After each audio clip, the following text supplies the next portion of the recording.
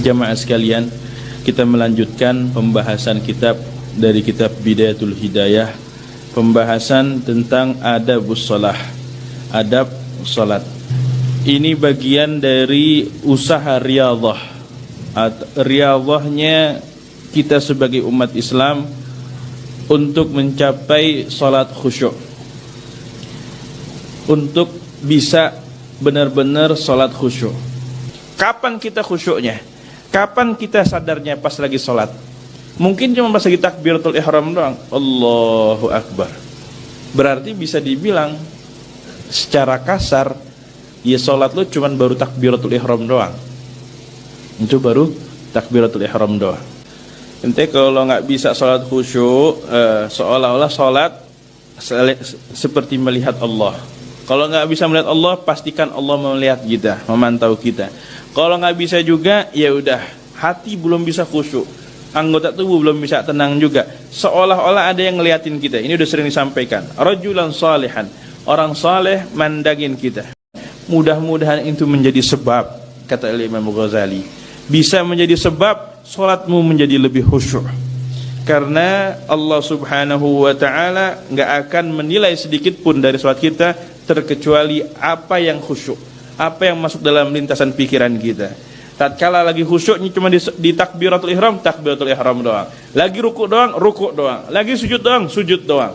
Cek dah, kita salat itu khusyuknya kapan sih? Momennya kapan?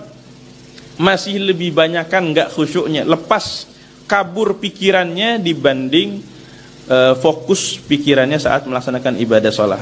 Pengingat buat diri pribadi serta seluruh jamaah, kalau udah berusaha hatimu hadir, fala tatrukil iqamah, jangan tinggalin qomat. Nah, fala tatrukil iqamah, itu secara sunnah ya, sunnah. Wa in kunta wahdak, meskipun dalam sendirian, mau salat maghrib sendiri, mau salat subuh sendiri, qomat. Kebanyakan kita enggak ya. Kalau berdua baru qomat. Tapi kata Imam Ghazali, wa in kunta wahdak, meskipun sendirian.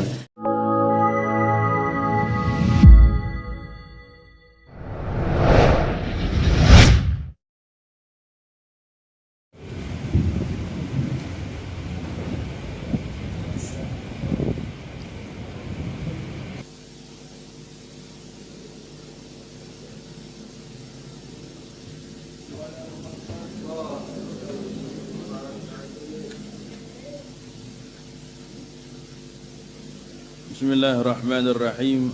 Assalamualaikum warahmatullahi wabarakatuh. Alhamdulillah, wassalatu wassalamu ala sayyidina Rasulillah Muhammad ibn Abdillah wa ala alihi wa sahbihi wa man walah. Wala hawla wala quwwata illa billah. Subhanaka la ilma lana illa ma 'allamtana innaka antal alimul hakim. Qala rabbi israh li sadri wa yassir li amri wahlul 'uqdatan min lisani yafqahu qawli, amma ba'd. Segenap hadirin hadirat jamaah Majlis Fatimiyah yang insyaallah kita semuanya dalam naungan rahmat kasih sayang Allah Subhanahu wa taala. Juga yang kita hormati guru-guru kita, khususnya Fadilatul Ustadz Al-Habib Fahmi Al-Attas dan Khadimul Majlis Al-Ustadz Haji Syukran Ma'mun, matta'ana Allahu bituli hayatihim wa amaddana bimadadihim wa nafa'ana bihim wa bi'ulumhim fid darain, amin Allahumma amin. Jamaah sekalian, kita melanjutkan pembahasan kitab dari kitab Bidayatul Hidayah, pembahasan tentang adabus shalah, adab salat. Setelah kemarin kita membahas pendahuluan adab salat, belum selesai, maka kita melanjutkan sampai di lafaz fa illam yahdur qalbuka.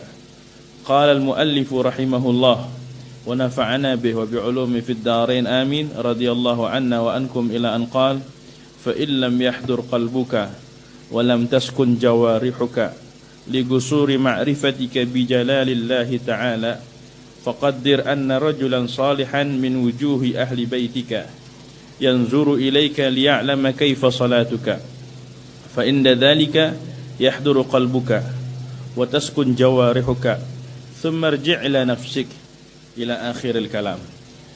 Jamaah sekalian, ini bagian dari usaha riyadhah. Riyadhahnya kita sebagai umat Islam untuk mencapai salat khusyuk, untuk bisa benar-benar salat khusyuk. Maka perlu riyadhah ini ibaratnya macam latihan. Ya. Bedanya kita sama atlet bulu tangkis gimana? Kita bisa nggak main bulu tangkis? Kita bisa main bulu tangkis. Tapi kalau jago-jagoan, hebatan mereka atlet. Kenapa atlet jago? Kenapa atlet hebat? Karena dia sering latihan. Karena dia punya guru. Ya. Kalau kita asal tepok aja. Nah enggak? Yang penting kok itu bisa mantul balik ngelewatin net, itu udah prestasi banget. Tapi beda dengan atlet bulu tangkis, dia diajarin bagaimana smash, drop shoot yang pas, yang paling bagus gimana. Diajarin semuanya. Terus berlatih. Maka beda kualitas permainan kita dengan kualitas permainan para atlet. Ya. Kenapa kuncinya? Kuncinya mereka latihan. Mereka berguru. Sementara kita cuman sekedar ngelihat, yang penting kok itu balik. Sama juga dengan sholat. Kita sholat, ulama juga sholat. Ya enggak? Sama nggak sholatnya? Sholatnya kita sama sholatnya ulama. Kita sholat, Habib Umar juga sholat. Sama nggak sholatnya kita sama sholatnya Habib Umar? Beda. Ya. Kita sholat, Habib Munzir juga sholat. Sama nggak sholat kita yang sholat Habib Munzir? Beda. Ya. Meskipun yang kita kerjakan maghribnya 3 rakaat, beliau juga 3 rakaat. Meskipun yang kita kerjakan isya'nya 4 rakaat, mereka juga 4 rakaat. Tapi mereka semua udah latihan. Dan banyak latihan, banyak berguru. Maka kualitas ibadah sholatnya luar biasa bagusnya, jemaah sekalian. Beda dengan kita. Sampai-sampai itu ada ulama yang dia mungkin menghabiskan waktunya untuk mengulang-ulang sholat. Mengulang-ulang sholat, taruh sholat maghrib atau sholat isya. Dia ulang-ulang. Kenapa diulang-ulang? Yang pertama, usolli fardal maghrib 3 raka'atin. Kemudian diulangin lagi, usolli fardal maghrib i'adatan. Ulang. Kenapa diulang? Pada maghrib yang pertama mungkin dia, ya Allah, ternyata nyelos. Nyelosnya di mana? Nyelosnya pas lagi doa iftitah. Ya. Nyelosnya di mana? Pas lagi Fatihah, pas lagi baca surat pendek. Maka di maghrib yang kedua dia berusaha agar jangan sampai nyelos di iftitahnya. Diulangin lagi. Atau pada maghrib yang ketiganya dia usahain supaya jangan sampai nyelos di Fatihahnya atau di surat pendeknya atau di rukuknya. Maka dia banyak ngulang-ngulang sholat. Kalau kita kan modelnya kalau udah sekali sholat isya, ya udah, kayaknya udah jadi ahli ibadah. Nah enggak? Udah cukup ya, di tempat itu. Tapi padahal sholat tersebut diukur atau bernilai sesuai kadar akal kekhusyuan kita. Kapan kita khusyuknya? Kapan kita sadarnya pas lagi sholat? Mungkin cuma pas lagi takbiratul ihram doang. Allahu Akbar. Berarti bisa dibilang secara kasar, ya sholat lu cuma baru takbiratul ihram doang. Itu baru takbiratul ihram doang. Iftitahnya, Fatihahnya, surat pendeknya, rukuknya, sujudnya masih kemana? Masih jalan-jalan. Ini enggak?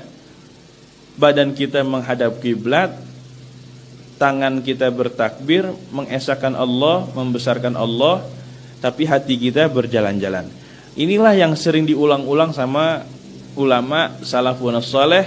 Mereka melatih dirinya sampai dia masih ada kurangnya. Ternyata di tahiyatnya nggak khusyuk. Ternyata duduk antara 2 sujudnya nggak khusyuk. Sampai dia ngerjain 3 rakaat atau 4 rakaat, keseluruhannya dari awal sampai akhir isinya khusyuk, jemaah sekalian. Kita pernah nggak kayak begitu? Dari awal sampai akhir isinya khusyuk, jemaah sekalian. itu kalau khusyuk benar-benar nggak sadar apa yang di sekelilingnya. Pernah nggak kita sekali seumur hidup sholat khusyuk? Jemaah sekalian, sekali seumur hidup sholat kita khusyuk, pernah nggak? Dan pernah nggak kita berpikir bagaimana sekali seumur hidup sholat kita bisa khusyuk? Kalau mereka yang udah pernah sholat khusyuk, jemaah sekalian, itu benar-benar dia seolah-olah nggak lagi berada di dunia. Ini penuturan menurut mereka yang udah pernah khusyuk sholatnya. Dia berbagi cerita bukan untuk bangga-bangga diri, tapi untuk memotivasi yang kita ini sampai gini hari nggak khusyuk-khusyuk.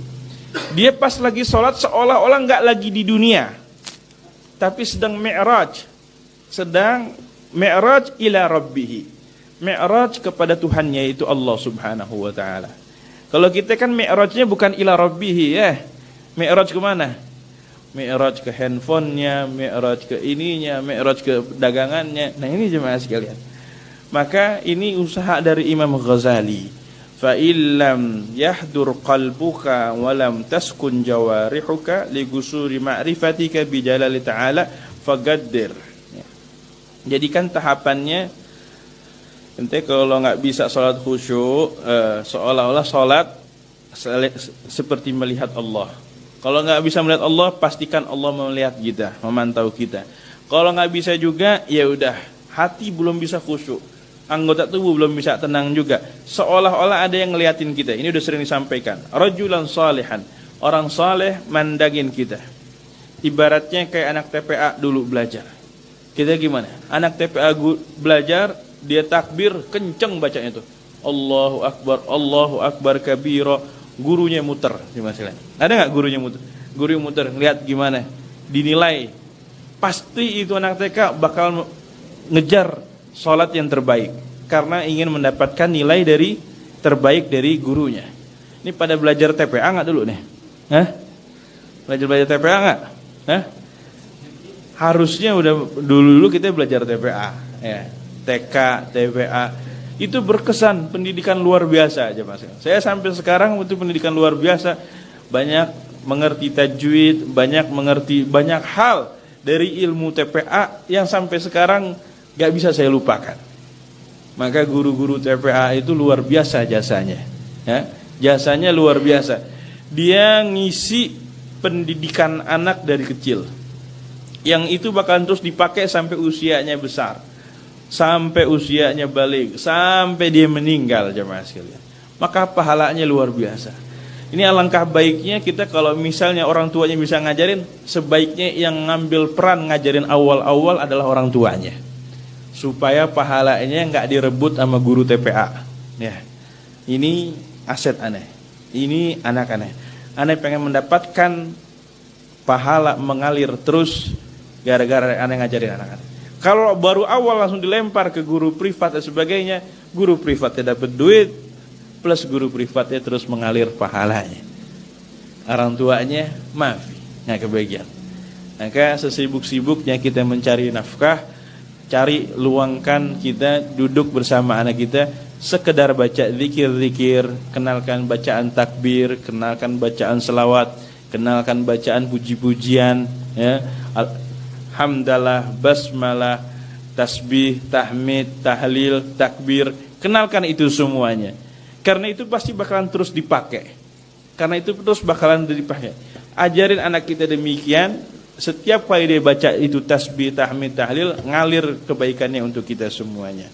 Maka di sini kata Imam Ghazali, ente bayangin ada orang saleh yang min wujuhi ahli baitik, dari orang terpandang, yanzur ilaik liya'lama kaifa salatuka, bagaimana keadaan salatmu, fa inda dzalika yahduru qalbuka, maka saat itu hadirlah hati kita, berusaha tunduk, sujud, tenang, taskun jawarihuka, kemudian anggota tubuhnya bakalan tenang, tsummarji' ila nafsika, tatkala hati kita berusaha khusyuk dalam keadaan seperti itu, anggota tubuh kita berusaha tenang, kemudian bisiklah kepada hatimu atau kepada dirimu, ya nafsus su', wahai jiwa yang buruk, ala tastahyin min khalikika wa maulaki, min khalikiki wa maulaki, idh gaddartil ittila' abdil dhalil min ibadihi alaik.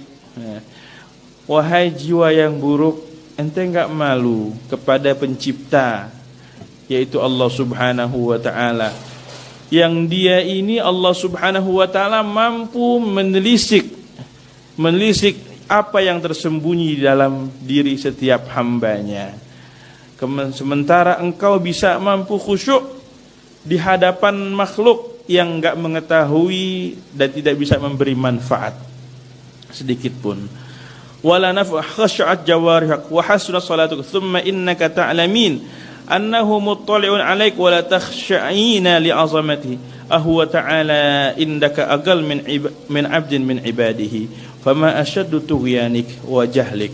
Maka kata Imam Ghazali, apakah makhluk itu lebih besar di matamu sehingga karena makhluk bisa kamu khusyuk? Apakah yang orang yang di hadapanmu ini lebih mulia sehingga ada makhluk di hadapanmu, anggota tubuh kita bisa tenang, diam. Sementara Allah Subhanahu wa taala 24 jam mandangin hati kita. Tapi kita belum bisa khusyuk juga di sini. Wa ma a'zamu adawati li nafsiku, betapa buruknya jiwamu. Alij qalbaka bihadhil hil, maka obati hati kita semuanya. Obati hati kalian semuanya bihadhil hil, dengan cara seperti ini. Fa'asa an yahdura ma'aka fi salatika fa innahu laysa laka min salatika illa ma aqalta minha. Mudah-mudahan itu menjadi sebab, kata Imam Ghazali, bisa menjadi sebab salatmu menjadi lebih khusyuk. Karena Allah Subhanahu wa taala enggak akan menilai sedikit pun dari salat kita terkecuali apa yang khusyuk, apa yang masuk dalam lintasan pikiran kita. Tatkala lagi khusyuknya cuma di takbiratul ihram doang. Lagi rukuk doang. Lagi sujud doang. Cek dah, kita sholat itu khusyuknya kapan sih? Momennya kapan? Masih lebih banyak kan enggak khusyuknya. Lepas kabur pikirannya dibanding fokus pikirannya saat melaksanakan ibadah sholat. Wa amma ma ataita bihi ma'al ghafla was-sahwi fa huwa ila al-istighfar wat takfir ahwaj. Kata Imam Ghazali, yang lalai-lalai itu, yang rukuknya lalai, sujudnya lalai, dia jalan-jalan sebagainya, itu lebih sangat dibutuhkan untuk memperbanyak istighfar, untuk bisa menghapus dosa-dosanya. Karena di tempat yang harusnya ingat dengan Allah, dia bisa lupa, dia bisa nyelos. Makanya kita selalu habis sholat pasti langsung istighfar. Assalamualaikum warahmatullahi wabarakatuh. Assalamualaikum warahmatullahi wabarakatuh. Emang kita habis berbuat dosa? Habis berbuat dosa besar, ya? Enggak. Kita habis sholat, habis menghadap Allah Subhanahu wa taala, tapi menghadapnya menghadapnya sambil main-main, enggak sempurna, makanya disuruh banyak istighfar. Istighfar 3 kali, macam-macam, astagfirullahalazim, astagfirullah wa liwalidayya, macam-macam, astagfirullah min jami'il ma'asi wa dzunub, dan sebagainya. Artinya disuruh istighfar. Dan ini menjadi paling minimalnya kita habis sholat.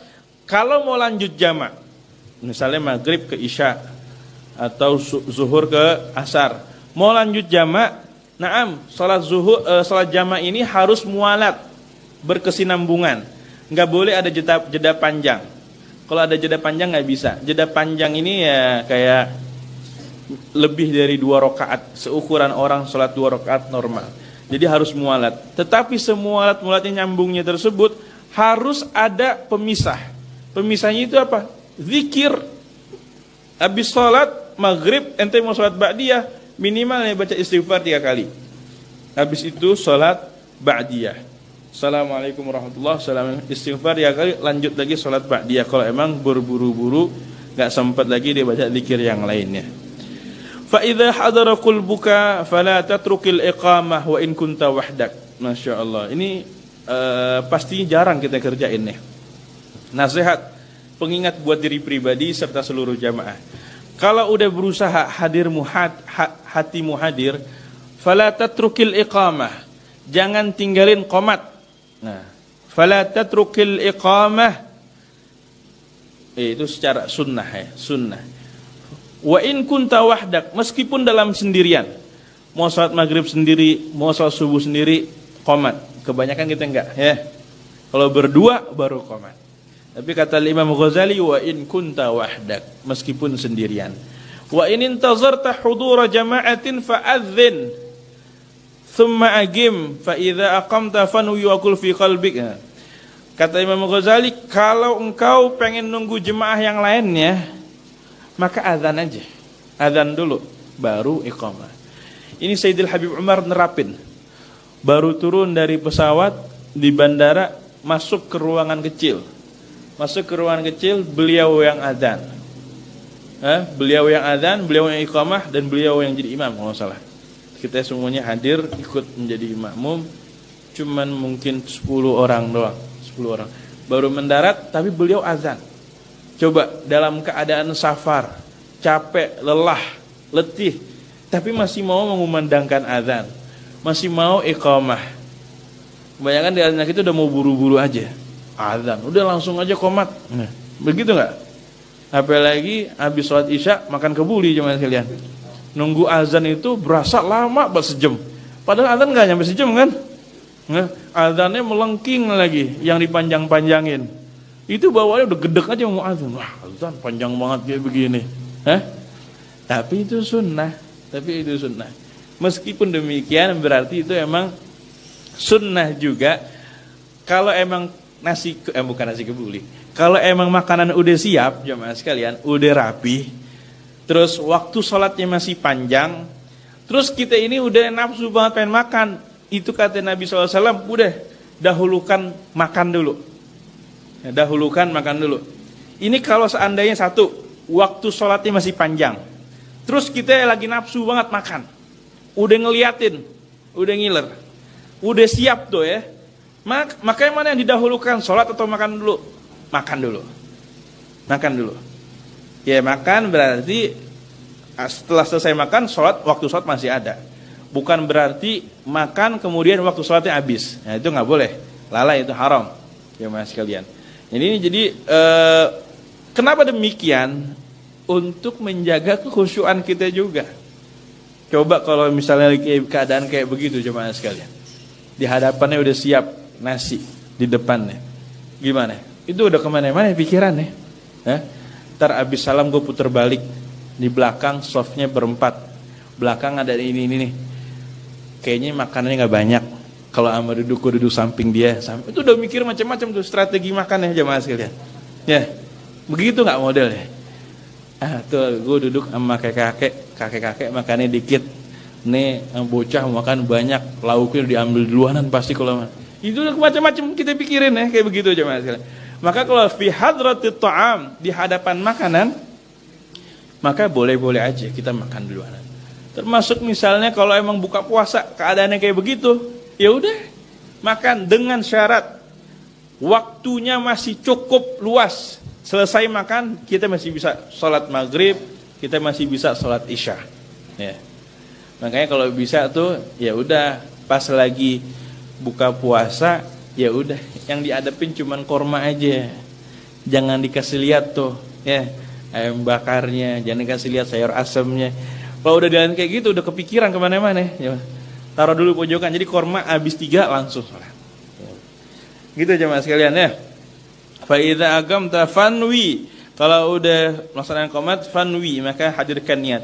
Wa qul fi qalbika, dan ucapkan dalam hatimu, وأدي فرض الظهر لله تعالى وليكن ذلك حاضرا في قلبك عند تكبيرك ولا تعزب عنك النية قبل الفراغ من التكبير.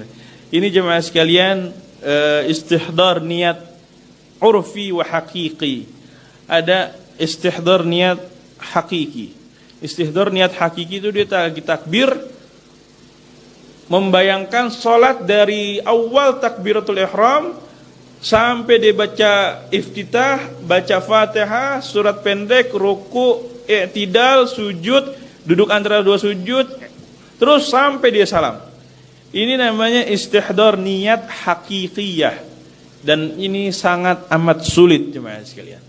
Siapa yang bisa dalam waktu hitungan ya beberapa detik doang, Allah, dia ngebayangin lagi mau sholatnya dari takbiratul ihram terus sampai salam, dia bayangin satu persatu. Makanya ulama memberikan solusi, udah istihdar niat urfi. Urfi ini jumlah. Udah tatkala takbir ente niatin lagi mau salat. Maghrib 3 rakaat. Bayangin, enggak usah harus detail-detail.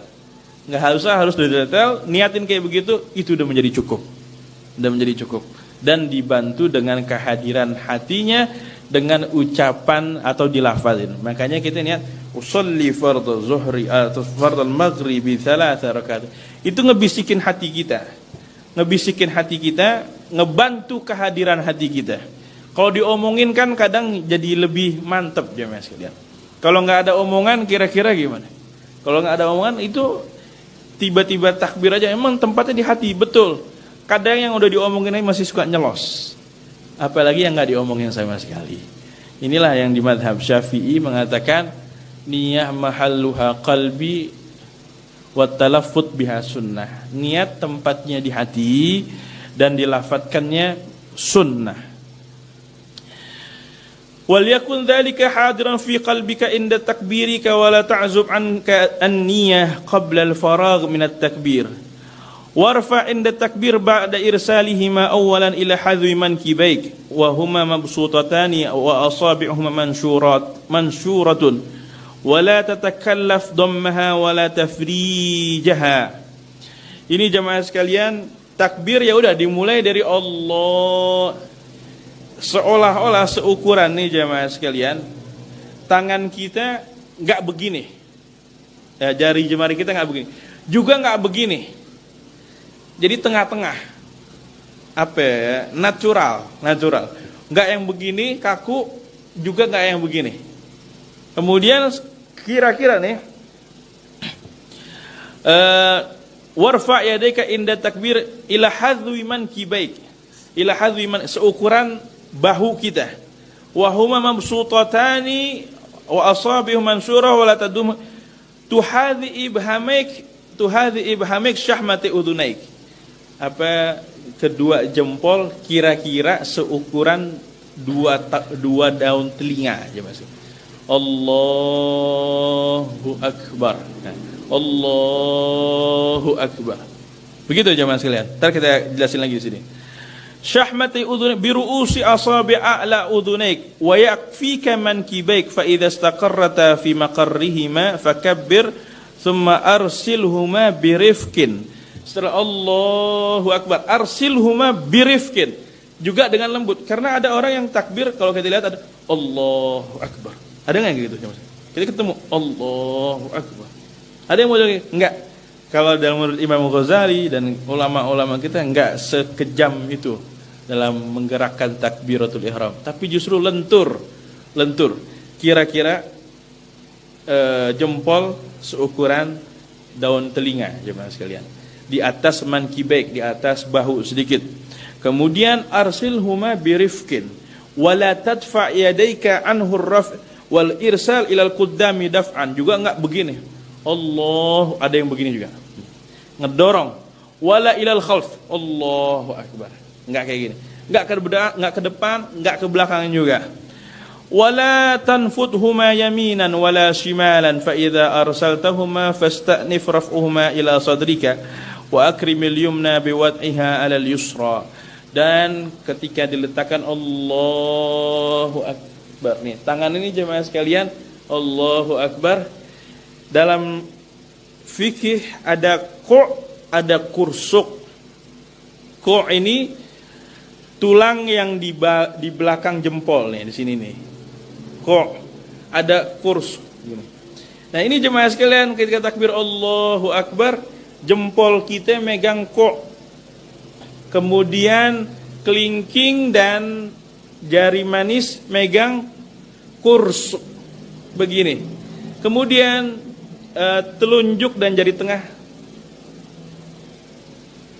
Ini yang Al-Fakir ketahui dari guru-guru, cara yang paling afdol. Ada cara yang begini, ada cara yang seperti ini, ada cara yang begini.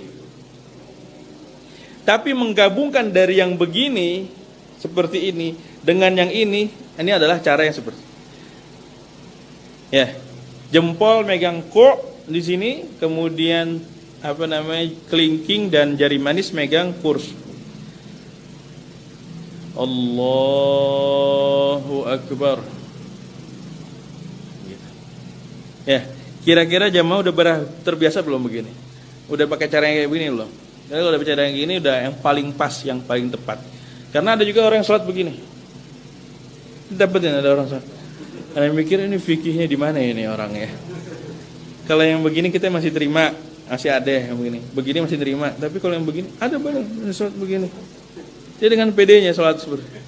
Kebetulan kita jadi imam, dia jadi makmum. Ya Allah, itu sholat begitu.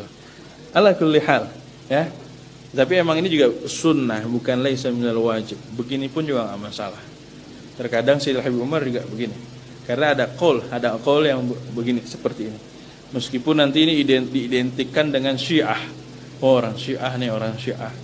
Sampai-sampai orang nilai Habib Umar begini, wah Syiah itu ngambil pendapat Syiah, enggak juga. Itu pendapat juga di dalam mazhab, demikian ada yang seperti ini.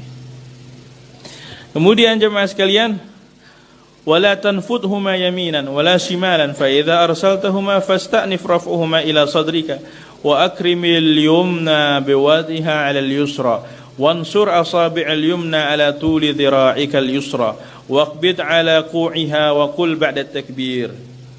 Ini jemaah sekalian, di atas surah, di atas pusar, ma'ilan ilal yasar, agak sedikit ke kiri, Di atas pusar agak sedikit ke kiri. Ya. Sini ya. Ada yang naruh di atas lagi, Allah alam. Kalau naruh di atas lagi seperti ini gimana? Tapi yang paling Al-Fakir tahu, di atas pusar kemudian agak miring sedikit ke kiri. Kemudian baca wa qul ba'da takbir Allahu akbar kabira walhamdulillahi katsira wa subhanallahi bukratan wa asila. Sini sampai minimalnya iftitah. Lagi salat tarawih mau jalanin sunnah iftitah sampai sini. Buru-buru misalnya, salat 20 rakaat. Habis itu ada undangan lagi misalnya. Ya udah. Dia baca sampai Allahu akbar kabira walhamdulillahi katsira wa subhanallahi bukratan wa asila, langsung berhenti sejenak baca Fatihah. Baca ta'awudz. A'udzubillahi minasyaitonirrajim secara lirih, kemudian lanjut dengan baca bismillah di surah Al-Fatihah. Ada pun lengkapnya, wajjahtu wajhiya lilladzi fatara samawati wal arda hanifan musliman wa ma ana minal musyrikin inna salati wa nusuki wa mahyaya wa mamati lillahi rabbil alamin la syarika, dan seterusnya yang kita semuanya udah pahamin. Ini jemaah sekalian, bacaan Allahu akbar kabira walhamdulillahi katsira ini riwayatnya bahwa ada orang yang baca doa tersebut. Ada orang baca doa tersebut, jadi bukan Rasulullah yang baca, justru orang lain, sahabat Nabi SAW baca, manil ga'il kalimatu kadza wa kadza. Nabi SAW bertanya, siapa yang baca kalimat kayak begini, kayak begini, kayak begini? Gala rajulun minal qaum ana ya Rasulullah. Dia bilang, ana wahai Rasulullah, ana yang baca. Ajib telah futihat laha abwabas sama. Sungguh telah terbuka dengan bacaan zikirmu ketika iftitah tersebut pintu-pintu langit. Coba, pintu-pintu langit dibukanya dengan bacaan Allahu akbar kabira walhamdulillahi katsira wa subhanallahi bukratan wa asila. Ya, itu jemaah sekalian. Udah jam 10 jemaah. Kita cukupkan dulu sampai di sini. Mudah-mudahan kajian yang singkat ini ada manfaatnya. Allahumma ya man wafaqa ahlul khair lil khair wa anhum alaihi wa fiqna Allahumma lil khair wa inna alaihi sallallahu ala abdika wa rasulika nabiyil ummi wa alihi wasallam. Alhamdulillahi rabbil alamin. Assalamualaikum warahmatullahi wabarakatuh. Ya Rasulullah salamun alaik ya rafi'a syani ودرجي أفتياجي رث العالمين يا أهيل الجود والكرم يا رسول الله سلام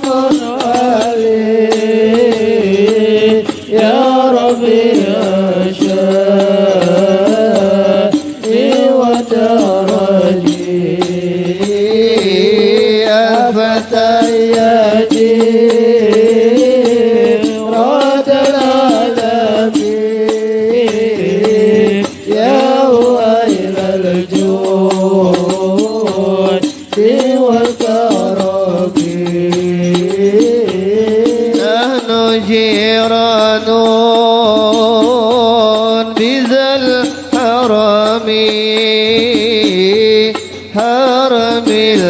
بالإحسان والحسن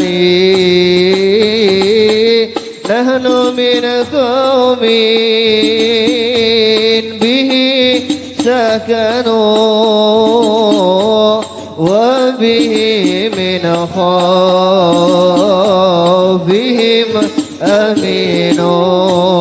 آمنوا يا رسول الله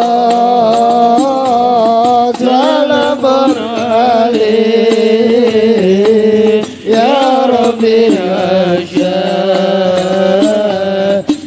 ودرجي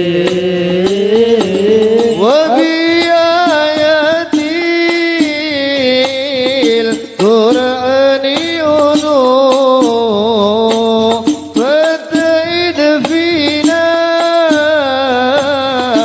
أخ الوادي تعرف البضها وتعرفنا والصفا والبيت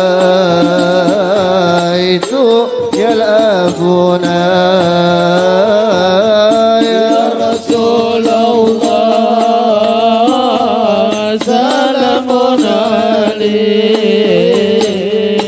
يا ربي أشافي ودرجي أفتياجي رد العالمين يا ويل الجود والكرم ولنا المعلى وخيف منا فاعلم من هذا وكوني ولنا خير الأنام أبو وعلي المرتضى حسبه يا رسول الله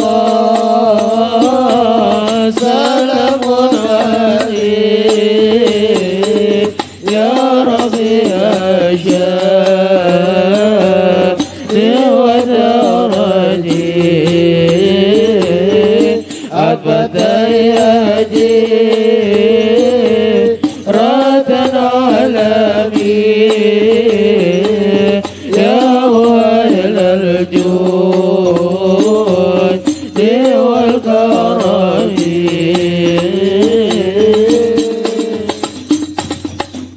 اللهم صل وسلم وبارك عليه وعلى آله ولقد أشرت لنعت من أوصافه تحيي القلوب تحيج الأشجان والله قد أثنى عليه فما يساوي القول منا أو يكون ثنانا لكن حبا في سرائر قد دعا لمدي صفوة ربنا وحدانا وإذ امتزجنا بالمودة ها هنا نرفع أيدي فقرنا ورجانا للواحد الأحد العلي إلهنا متوسلين بمن إليه دعانا مختاره وحبيبه وصفيه زين الوجود بالإله حبانا يا ربنا يا ربنا يا ربنا بالمصطفى اقبلنا عجب دعوانا أنت لنا يا ذخرنا في هذه الدنيا وفي أخرانا أصلح لنا الأحوال واغفر ذنبنا ولا تؤاخذ ربه إن أخطأنا واسلك بنا في نهج طه المصطفى ثبت على قدم الحبيب خطانا أرنا بفضل منك طلعة أحمد في بهجة عين الرضا ترعانا واربط به في كل حال حبلنا وهبال مودة ومن والانا والمحسنين ومن أجاب نداءنا وذوي الحقوق وطالبا أوصانا والحاضرين وسعيا في جمعنا ها نحن بين يديك أنت ترانا ولقد رجوناك فحقق سؤالنا واسمع بفضلك يا سميع دعانا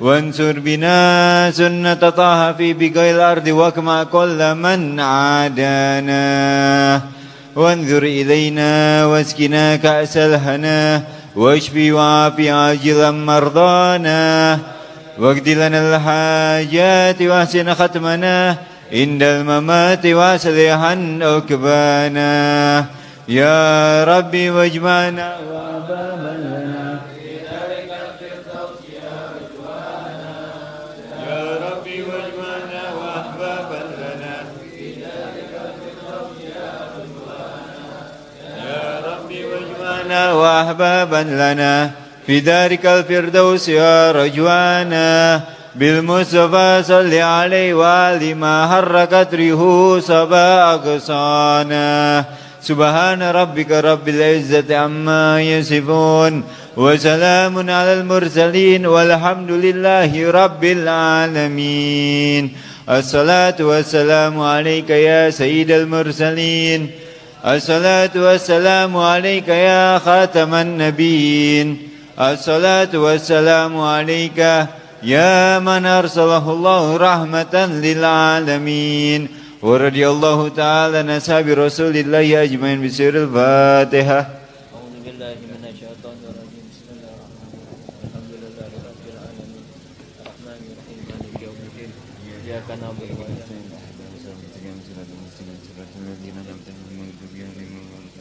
نستعين.